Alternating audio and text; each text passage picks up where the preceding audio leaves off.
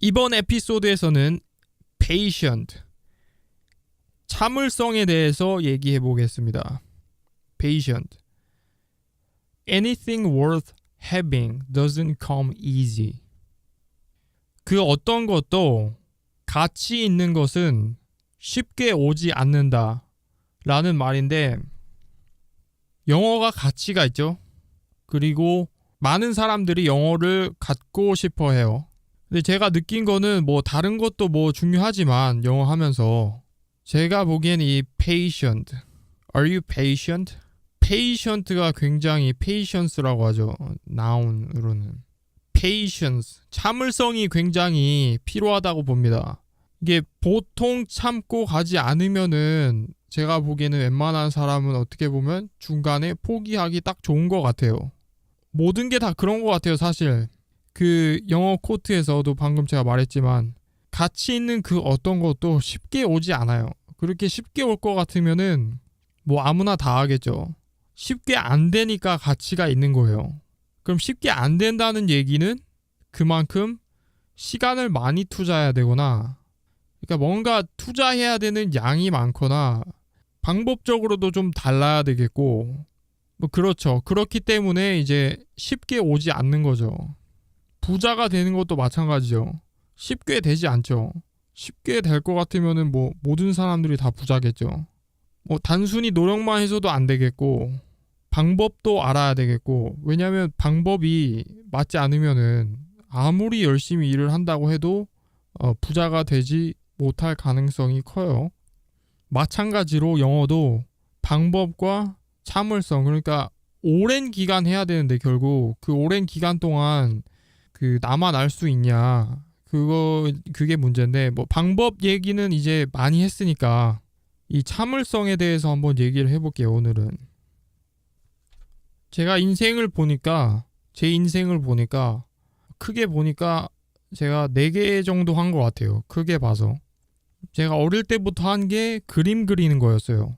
그래서 그림을 그리다가 제가 17살 때 좀 심한 안구건조증에 걸리게 돼서 그 이후로는 그림 그리기가 좀 힘들어졌어요. 그래서 왜냐하면 그림이라는 게 그림 그리면서 집중을 해야 되니까, 요즘에는 또 이제 뭐 붓이나 이런 걸로 하는 게 아니라 컴퓨터로 다 하거든요. 그러니까 타블렛이라는 그런 판 같은 게 있어요. 그걸 이용해서 뭐 애플 펜슬이라고 얼마 전에 나왔죠. 뭐 그런 식으로다가 예전 한 10년도 전부터 그런 게 있었어요. 그걸로 이제 그리는.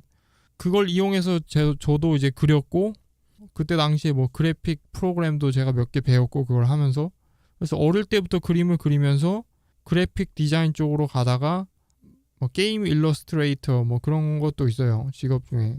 그런 것도 해보려고 하다가 그 17살 때 걸린 안구건조증 때문에 이게 너무 심해져가지고 더 이상 할 수가 없어서 가다가 20살쯤 돼서 도저히 안 되겠다 싶어서, 왜냐면 연습을 많이 해야 되는데 그래야 점점 더 잘 그리게 되고 뭔가 작품이 많이 있어야지 뭘 그걸로 돈을 벌 방법들이 생기는데, 이게 그렇게 할 수가 없으니까 제가 보기에는 아무래도 안 되겠더라고요. 그래서 20살쯤 돼서 이제 멈췄죠. 그만뒀어요. 그리고 한 게 운동이었어요. 제가 워낙 컴퓨터만 하고 또 이제 집에 계속 있고 하다 보니까 몸이 약해져서 굉장히 말랐었는데, 그때부터 제가 운동을 해가지고 물론 처음에 시작한 건 17살 때 시작했는데 뭐 몇 번 하다 그만두고 또 몇 번 하다 그만두고, 그러다가 제가 21살 때인가요? 그때 이제 정말 마음을 굳게 먹고, 정말 몸이 좀 상처가 나거나 좀 어떻게 돼도 상관이 없으니까 내가 꼭 몸을 길러야 되겠다라는 생각이 들어서 그때부터 막 운동을 엄청나게 하기 시작했어요. 근데 운동이라는 게 이게 그냥 그림처럼 막 계속 시간만 많이 투자한다고 되는 게 아니더라고요. 이게 방법을 몰랐어요, 처음에. 그래서 굉장히 헤맸어요. 그래도 꾸준히 하다 보니까 방법들이 생겨나고, 뭐 이래저래 이렇게 저렇게 하다 보니까 2년이 흐르고 근육도 굉장히 많이 길렀어요. 당시에 굉장히 마른 상태에서 시작을 해서 굉장히 그 일반 사람에 비해서 훨씬 커졌죠. 그러니까 그때 당시에 막 그 허벅지 사이즈가 막 24, 25인치 이렇게 나오고 그랬거든요. 막 100kg짜리를 막 들고 막 아무튼 그런 막 거기에 빠져 있었어요. 그때는 굉장히 처음에 시작할 때는 그 헬스장 가는 거 자체가 막 두렵고 그랬었는데 거기 이제 주로 이제 헬스장 가면은 덩치 큰 사람들이 많잖아요. 그러다 보니까 그림만 그리던 그런 사람이었으니까 그런 게 얼마나 두렵고 그랬겠어요. 근데 어쨌든 계속 하면서 거기에 있는 굉장히 덩치가 크고 그러니까 바디빌딩 대회를 준비하는 사람이었는데 그 사람이 코치였는데 제가 계속 오면서 뭐 별로 발전도 없고 그러니까 한 6개월이 지나서부터 그 사람이 저한테 한마디씩 걸기 시작하더라고요. 그러면서 그 사람이랑 조금씩 대화를 하기 시작했어요. 그랬고 그 사람한테 좀 팁도 얻고 해가지고 그 사람이 이렇게 저렇게 말하는 걸 듣고 하다 보니까 이렇게 저렇게 해보다 보니까 조금씩 뭔가 바뀌더라고요.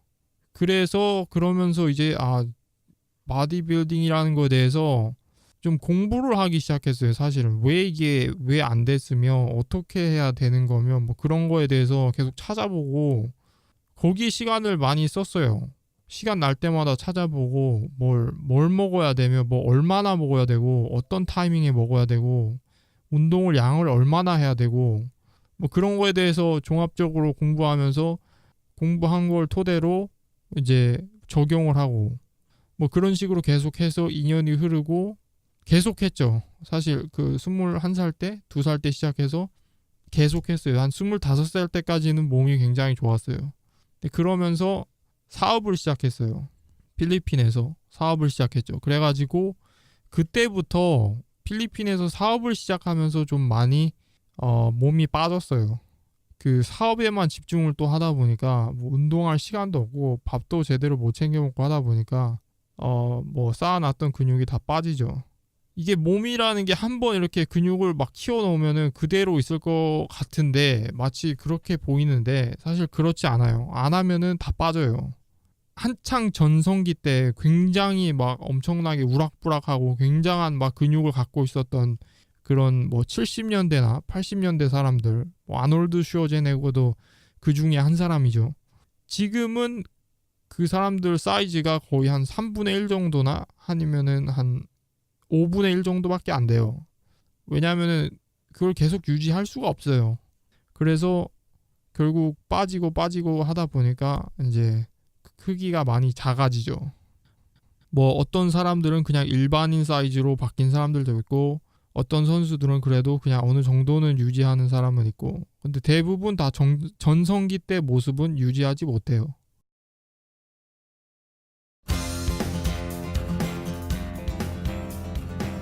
유익한 정보였나요? 그럼 구독 버튼 꼭 눌러주세요. 앞으로도 프레시하고 유니크한 정보 계속 업데이트하도록 하겠습니다. 그리고 네이버 검색창 말고 주소창에 oncub.com oncub.com 무료 체험 기회 팍팍 드리고 있습니다. 최대 45분간 최대 3명의 강사분들과 100% 영어로 대화해 볼 수 있는 기회, 재미 삼아서라도 꼭 한번 해보시기 바랍니다. I hope you guys sign up for oncub.com. It's oncub.com. Bye.